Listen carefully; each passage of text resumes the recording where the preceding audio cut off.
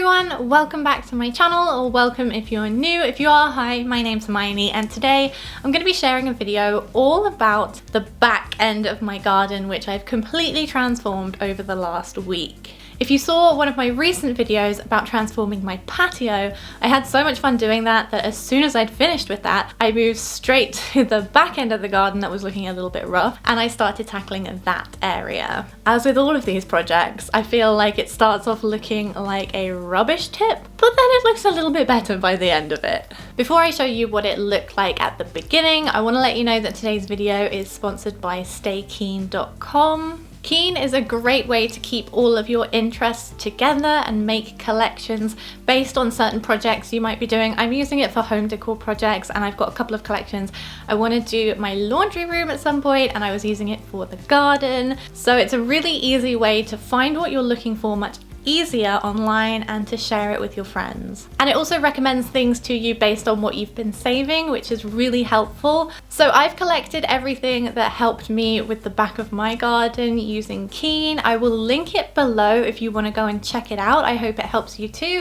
And if you're going to use Keen and you're going to try and tackle a project, let me know in the comments below. So without further ado, let me jump in and show you what the garden looked like right at the beginning of this journey. As you might have seen in my last video, it was looking a little bit sketchy at that back end of the garden. There were loads of old bricks and rubble and leaves, a swinging bench that needed a lot of love, and there were no plants or anything green in the space. It was just very bland and rubbly and just not very nice. Something I do want to note before I jump into this video, I get a lot of questions about pressure washing. I am dying to pressure wash something. I really am, especially my front garden. However, I can't do that right now because I do need to get the wall repointed and the brickwork is very delicate, so it can't be pressure washed just yet, but I am dying to do it. So as soon as I can, once it's all in place one day, I will show you, because I feel like it's a very satisfying thing to watch. So there is no pressure washing, sadly, in this video. We're making do, but hopefully one day I can show you that process. But yeah, bear in mind the wall will still look a bit crumbly at the end. I'm working on it, but I kind of like that rustic English country garden look a little bit as well. It keeps a little bit of the character of the home. I feel like I say that a lot, but I do like it. So the first task that I had to get underway was clearing out the rubbish at the back of the garden, raking the leaves, and just making it look a lot tidier.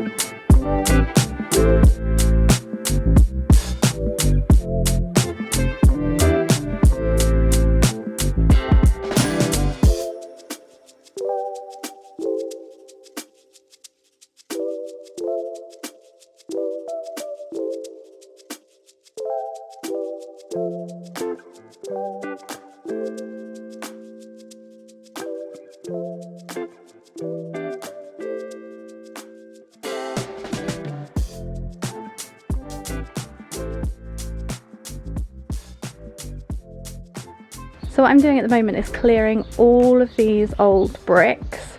I need to get rid of the ones that are broken, but I'm keeping all of the ones that are in a decent condition in case they're needed to fix the wall, because these old bricks are quite hard to find. So some of these I can keep, but a lot of them have been broken, and the ones I'm keeping, I'm stacking in here. I'm just going to put something over the top and pretend like that section doesn't exist this year. We'll get back to that next year. But for now, we're working on this. Update. We're done. These are all the bricks going to the recycling centre, not the table, I'm keeping that. And those are the ones I'll keep for the time being. If anything, I can just use them as edging around flower beds. Now I'm going to sweep up all of this and get it tidy.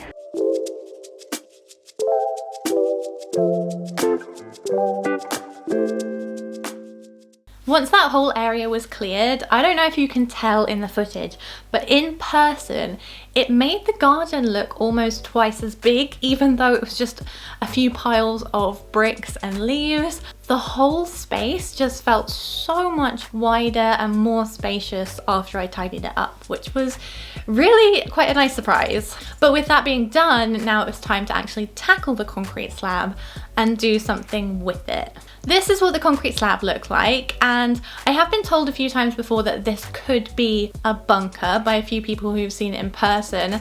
I'm not entirely sure about that. It could be anything. It could have been a barbecue area. If you live in the UK and you have an old house, let me know if you've got one of these, what it is. Let me know in the comments down below. I'm not in a position right now to break through the little hole on the side to see what's in there, if anything, but maybe one day. And as you can tell from the state of it, it's actually very uneven, so I couldn't use any kind of flat decking like I used on my patio area, and pressure washing wasn't something I could do because it was still gonna look really bumpy and uneven anyway, so I decided to actually fill the space with gravel. I've moved this plant over here from over there where it was hiding all the other sins of that corner, and we're gonna use it to cover up that like brick cube in the background. So I need to tidy it up and the rest of this stuff, but today we're working on the paving. So the floor, let's get some weed blocking tarp down and put the gravel on it. This is the one I picked up from B&Q and it's a heavy duty one. If you're going to use this for gravel, you're going to need 90 GSM. That's what was recommended. So we're going to put this all down on the base. If you're doing this on soil, you'll also need some pegs to peg it into the soil, but this is concrete, so we're just going to put the gravel straight on top.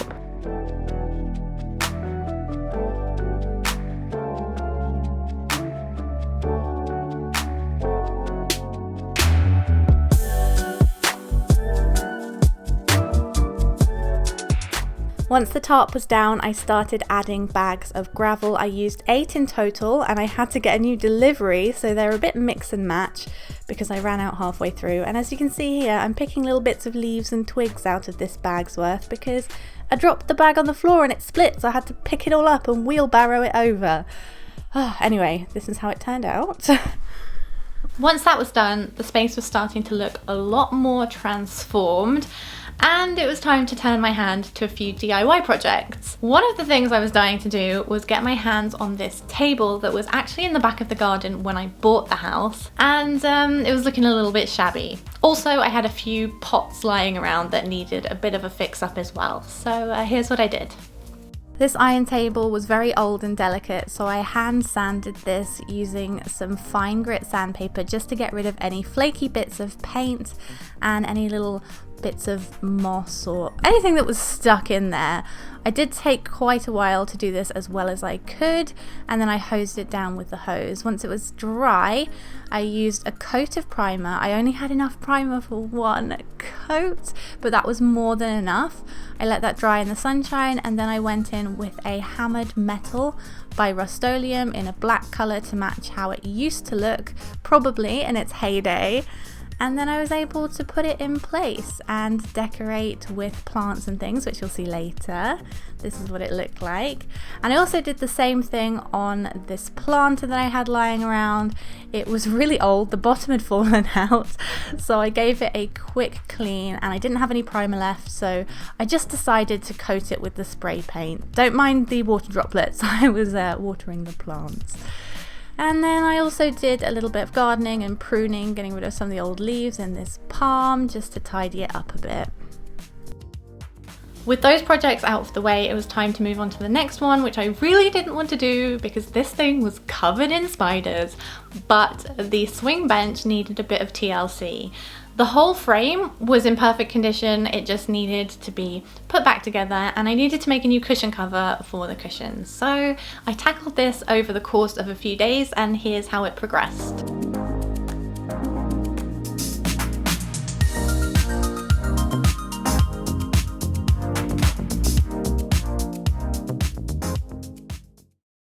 Okay, onto the seat cushion for the swing bench. As you can see, I've laid it out across the whole of my office floor. This is the original cushion, and as you can see, it's got some holes that have been patched up with duct tape, which has worked for the time being, but I want to make a cover for it. So you can see there's no other insert or lining on the inside. So what I'm going to do is I'm going to keep this as it is and make a cover that goes on top. This is nice waterproof fabric anyway, so it will protect the stuffing. I'm going to make this as basic and rudimental as possible. I'm not going to worry about all the attachments here. If I want, I might string some bows on the side if it's slipping off, but this is going to be very, very simple. So I bought some cotton twill dust sheets from B&Q, and these are the ones without the plastic backing on the back. This is pure cotton. I got two, but I think one will be enough, and they look like this. Nice and basic, really inexpensive for a very, very large piece of fabric. So I've laid out the dust sheet on top of the cushion, and it turns out I have just enough to double up the fabric and turn it into a cushion cover. The reason I'm doubling it up is because it's very thin and I'd like it to be a bit more opaque. I wanted to make an envelope style closure so I could take it off and on and just leave the cushion outside, but I don't have enough fabric on one drop cloth and I don't want to complicate things, so just going to make it very, very simple and sew the cushion inside. I'm going to start by doubling this up. So I folded it in half and I'm going to go around all of the sides, so we've got one big thick double piece of fabric. Okay, so this is what we're working with now. It's been hemmed and folded over again, and then I ran my steamer over the edges and all of the creases to make it a bit flatter. I'll do this again once I've finished the cushion, but this will just help make sure that everything is nice and straight when I try and make it. As you can see, my fabric has been doubled over and then folded again. I'm going to put the cushion in the middle and then sew around it and show you what I'm working with.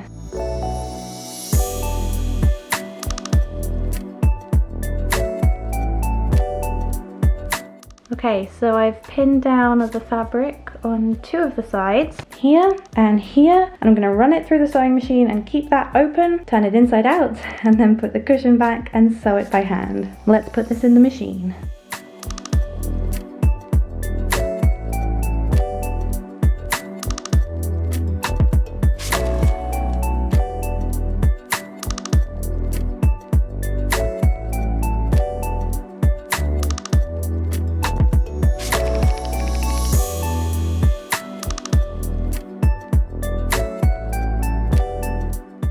So the cushion is in this massive case, and what I'm going to do now is I'm going to trim the excess, fold the edges over, and then sew them together. Not like that, but I've only got one hand right now. So I'm going to try and do that, and I'll show you when it's done.